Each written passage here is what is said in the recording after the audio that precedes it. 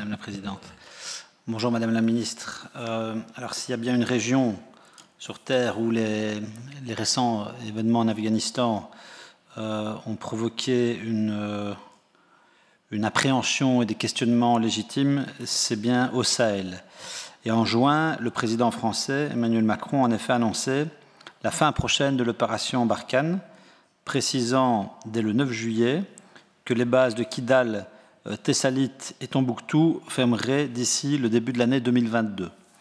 Alors, bien qu'il ait insisté en parallèle sur le fait que ça ne signifiait pas le désengagement complet de la France sur le terrain, cette décision suscite quand même l'inquiétude, en particulier auprès des acteurs de la coopération au développement.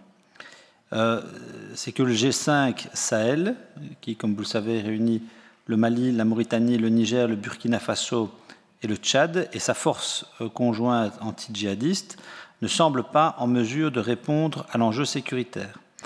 Alors, début juillet, le journal Le Monde rapportait les propos d'un fonctionnaire français, expert en gestion de crise, qui rappelait ô combien la présence de Barkhane dans cette zone rassurait les différents protagonistes de la coopération.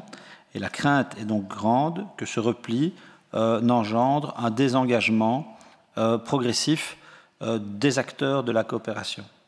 Alors, Madame la Ministre, avez-vous déjà pu vous entretenir sur ce sujet avec vos homologues français, ou en tout cas avec des autorités françaises? Comment est-ce que vous évaluez l'impact de ces décisions sur les opérateurs de la coopération belge au développement actif dans la région? Et enfin, comment préparez-vous cette évolution, notamment en ce qui concerne le Mali, le Burkina Faso et le Niger, qui sont tous les trois des pays partenaires de la coopération belge? Voilà, je vous remercie.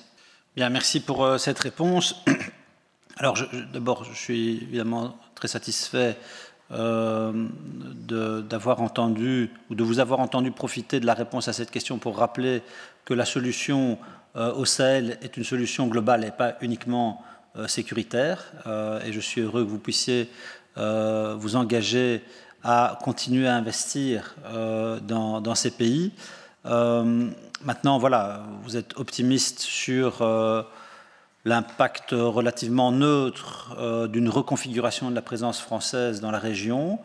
J'espère que le temps et l'histoire vous donneront raison, mais à tout le moins, il va falloir quand même, avec certainement les collègues de la Défense et des Affaires étrangères, et puis évidemment les partenaires européens, repenser, reconfigurer aussi notre présence dans la région, une présence utile, aussi utile que possible, à l'aune évidemment de la décision française, puisque en effet les objectifs restent les mêmes et les moyens pourraient être considérablement modifiés.